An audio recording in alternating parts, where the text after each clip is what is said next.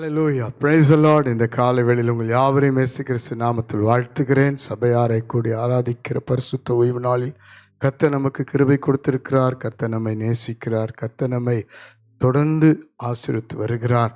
இந்த சபை கூடி வருகிற ஒரு மகிமையான நாளை அநேகர் விட்டு விடுகிறது போல நாமும் விட்டுவிடாது இருப்போமாக என்று அப்போஸ்தலனாகிய பவுல் நமக்கு ஆலோசனை சொல்லுகிறார். சபை கூடி வருதல் விசேஷமானது, அதற்கு ஈடு இணை இல்லை. கர்த்தரை ஆராதிக்கிற ஒரு மகிமையான ஒரு நாள்.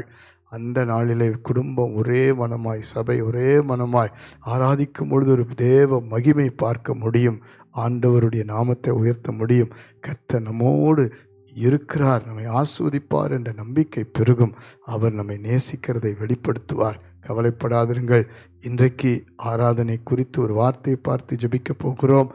நாம் ஏன் கர்த்தரை ஆராதித்து அவர் நாமத்தை நாம் பாடி மகிமைப்படுத்த வேண்டும் என்று சொல்லி பார்க்க போகிறோம். 116 சங்கீதத்திலே 13 வசனத்தை வாசித்து பாருங்கள்.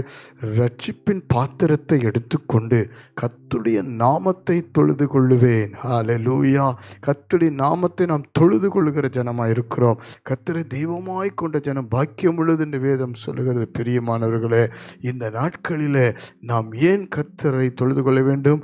அவர் நம்மை ரட்சிக்கிற இரட்சகர். ஹல்லேலூயா. பாவத்தில் சாபத்திலிருந்து, பிசாசின் பிடியிலிருந்து, அந்தகாரங்களிலிருந்து நம்மை விடுவிக்கிற ரட்சிக்கிற தேவன். பாருங்கள், ஆண்டவர் நமக்கு செய்த சகல உபகாரங்களுக்கும் அவரை ஆராதிக்க வேண்டும், அவரை தொழுது கொள்ள வேண்டும். நம்மை காப்பாற்றி வருகிறார். நம்ம ஒவ்வொரு ஆபத்து பொல்லாப்பிலிருந்து நம்மை நீங்களாக்கி விடுவிக்கிறார். பாருங்கள், நீங்கள் கால் சறுக்குகிறது சொல்லும் பொழுது கிருபை தாங்குகிறது என்று சங்கீதக்காரன் சொல்லுகிறார். அந்த கிருபை காலைதோறும் புதிதாய் நம்மை தாங்கி நடத்துகிற நம் குடும்பத்தை, பிள்ளைகளை, வேலையை, சம்பாத்தியத்தை, ஊழியத்தை, நம்முடைய ஆவிக்குரிய வாழ்க்கை ஒவ்வொரு நாளும் கர்த்தர் பாதுகாத்து அவர் நாமத்தை நம்மேல் அவர் ஆசீர்வாதமாய் வைத்து நம்மை நடத்துகிறார். நாமத்தை நிமித்தம் நமக்கு கிருபை உண்டாயிருக்கிறது. ஆகவே நாம் ஆராதிக்க வேண்டும், துதிக்க வேண்டும். தேவன் நமக்கு கொடுத்திருக்கிற விலையேற பெற்றது ரட்சிப்பு.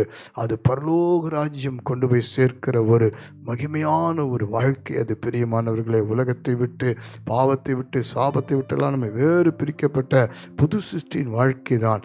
அந்த வாழ்க்கையை ஆண்டவர் நமக்கு கொடுக்கிறார். அது ஒரு பாத்திரம். அந்த பாத்திரத்தை கையிலே எடுப்பது அது துதி ஆராதனைக்கு ஒப்பு கொடுக்கிற அடையாளம். ஒவ்வொரு நாளும் நாம் கர்த்தரை பார்த்து துதிக்க வேண்டும், ஆராதிக்க வேண்டும். இந்த வேளையில கூட நாம் ஜெபிக்க போகிறோம். நம்முடைய வாழ்க்கையில ஒரு வேளை ஆராதிக்க முடியாமல், துதிக்க முடியாமல் பின்மாறி போயிருந்தால், நமக்கு சோர்வுகள், பலவீனங்கள், பாவ பிரச்சனைகள், சோதனைகள், பலவீனங்கள், பற்றாக்குறைகள், எவ்வளவோ குடும்ப பிரச்சனை இருந்தாலும் கவலைப்படாதீர்கள். ரட்சிப்பின் பாத்திரத்தை மாத்திரம் விட்டு விடாதீர்கள்.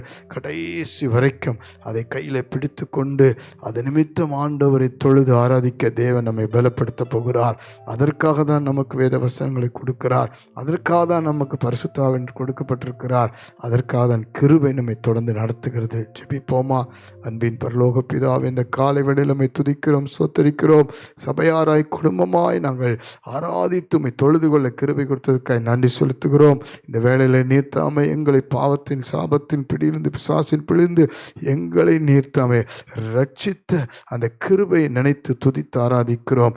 ஒவ்வொரு நாளும், இன்றைக்கு மாத்திரமல்ல, வருகை வரைக்கும் முடிவு பரியந்தம் ஆண்டவர் ரட்சிப்பின் பாத்திரத்தை விட்டுவிடாமல் அதை கையில் பிடித்து கொண்டு அதை நிமித்தம் நாங்கள் தொழுது கொண்டு அந்த ரட்சிப்பின் பாத்திரம் நிரம்பி வழிகிற அந்த கிருபையினாலே, இரக்கத்தினாலே, பலத்தினாலே, நம்முடைய அன்பினாலே, சந்தோஷத்தினாலே, சமாதானத்தினாலே நிரப்பும்படி ஜெபிக்கிறோம். இந்த காலைவேளையை ஜெபிக்க அத்தனை பேருடைய வாழ்க்கையிலும் குடும்பமாய் உம்முடைய ரட்சிப்பிலே ஆசீர்வதிக்கப்பட, ஒருவரும் கட்டுப்போகாமல், ஒருவரும் ஆண்டவரை விட்டு விடாமல், ஒருவரும் உம்மை விட்டு தூரமாய் பின்வாங்கி போய்விடாமல் எல்லோரும் மனம் திரும்பி ரட்சிப்பை பெற்றுக்கொள்ள உதவி செய்யுங்கப்பா.